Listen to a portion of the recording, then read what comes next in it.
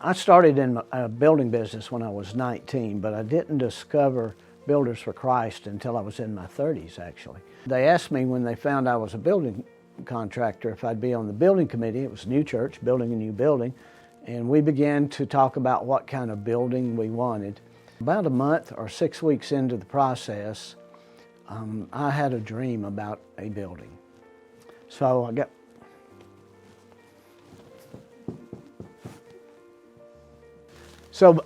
I began to assimilate that dream into the building committee meetings, and then Becky and I were on a trip one weekend, and as we were coming home, we passed by a church that I had seen in my dream.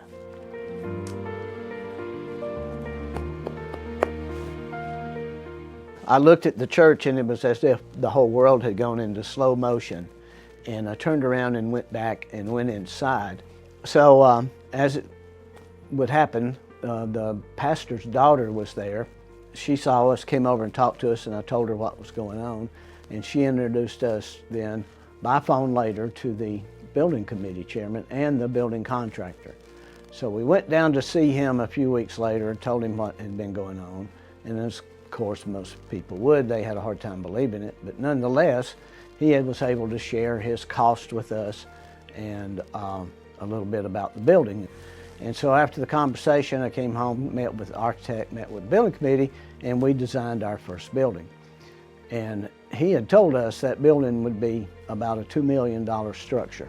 This is 1996, when the Olympics were being built in Atlanta and subcontractors were hard to come by.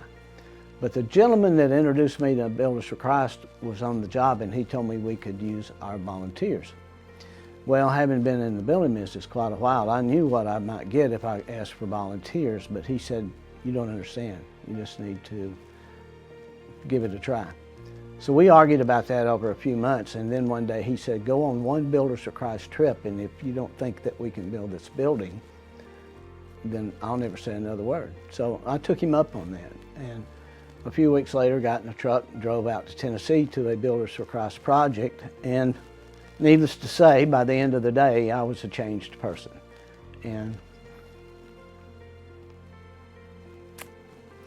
so we called a building committee meeting, and I told them we were going to use volunteers, and we did.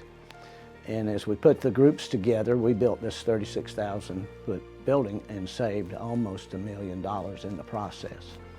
So I was sold. I was sold on not only the construction part of it, I was sold on the quality that you can get out of willing hands, and sold on the amount of money that a church can save by using volunteers. So that was 1995, 1996, and we've been going somewhere in the United States every year since, helping churches to get their buildings erected, built, and occupied. So here's how we work. We go 4 weeks each summer. Those 4 teams are framing, then mechanical rough ends, and then my favorite team, don't tell anybody I said this, but it's the sheetrock team, because that's made up of junior high and high school kids, and they can do some of the most fantastic work you've ever seen. And then our last team is the finish team.